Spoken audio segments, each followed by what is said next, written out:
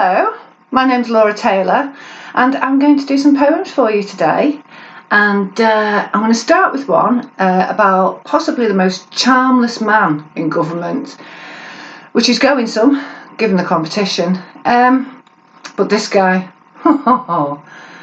every time I see his face, his sickly little grin, I have an urge, it's building, and one day I'll give in. It's for the best that I am never near the crusty sock, or I would take him by the hair and backhand Matt Hancock. Yes, I would take a run up to that flannel of a man. His soapy gobble, snooty strop is a walking pension plan. Don't let me get in spitting distance, or he will get a shock when I grab his tiny bollocks and batter Matt Hancock. His Tory titter, ceaseless smug, his twisted politics enrage me to a big red mist and fire up both my fists. But I cannot and I will not go to prison for the cock, so won't take him by the ankles and twat that Matt Hancock. No, I'm not doing time, so I won't smash up Matt Hancock, and I will keep my liberty and not whack Matt Hancock, even though I really want to. Don't we all, darling? Right, this next one, you might recognise yourself in this, because you see this is a divisive poem. It gags, it jabs, refuses, muzzles, condescends to old friends, alienates the new, hates Bill Gates, says realise the real lies, denies we're all in danger from the plague, uses YouTube and debates on social media without shame, then rages, rants, defriends and makes the world a sicker place. This is a divisive poem. It twitches curtains, judges neighbours, tuts at strangers in the park, joggers puffing germs, and wears a worried frown near Asda. It's consumed by bending rules. We'll outline them for you if you have an hour or two to spare. 2 metres distant, of course. It will give you chapter, book and verse and all the world's statistics. It knows the definition of a bubble. This is a divisive poem. Ignores all warnings, new world order, rules and regulations, thinks everything is fake and paints itself into a corner. Disregards evidence from independent bodies, apart from David Icke, sees conspiracy in every conversation. It will not be silenced by the deep sheep state. Meh. This poem has not lost control, nor has it been buffoonish in the hope of shaking blame from its scruffy blonde mane. It didn't wait months to test incoming flights, make monumental cock-ups, pay consultants top dollar on a project that has failed to deliver. It hasn't banned lecterns, burbling lectures that its friends will just ignore and get away with. Alas, did not protect the NHS, save lives or stay at home. This is a divisive poem. It's up against a wall, shot full of bullets made of ridicule and misplaced rebellion. It cannot be performed. Half the audience will hate it, the other half will heckle, and no one wants to hear about pandemics anymore. It does not want to talk about the year of perfect vision. My position, yours. It would rather have a hug, chat shit, pass the rum. It would rather leave division far behind. He would rather, you remember, with real blame lies, when it's time to kiss the ballot box again. Cheers. Did you see yourself? I did. Right. Never really had a granddad when I was growing up.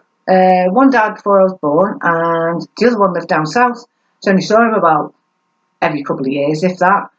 But lucky for me, there was this old Irish guy who lived across the road from us, and everybody used to call him Old Man Paddy. But I used to call him Grandad. Seamus Rhymer lived alone. At 84, a door ajar to let in light. Reminiscing chip pan air, an infant dances into chant. Grandad, only me. Mirrored invite in the kitchen, shuffle coughing, rasped benignly. Love, I'm only here. Hazy days would dance away on chatter waves of rainbow stripe and honey tea. Tutoring a forward roll, telling tales taller than the comic books allowed.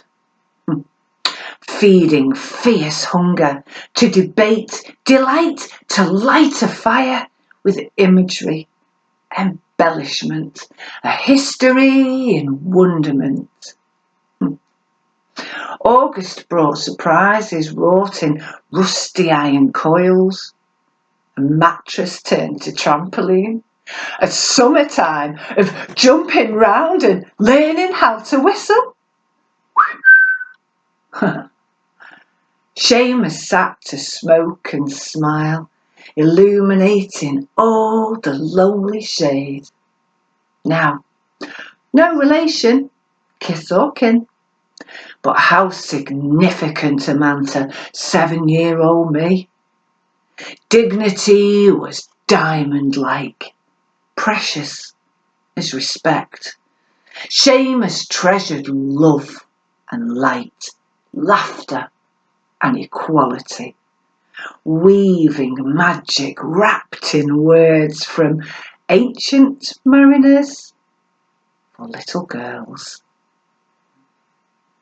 Seamus Rhymer lived alone. At 84, a door ajar to let in light. Cheers. Cheers, Paddy. Right then.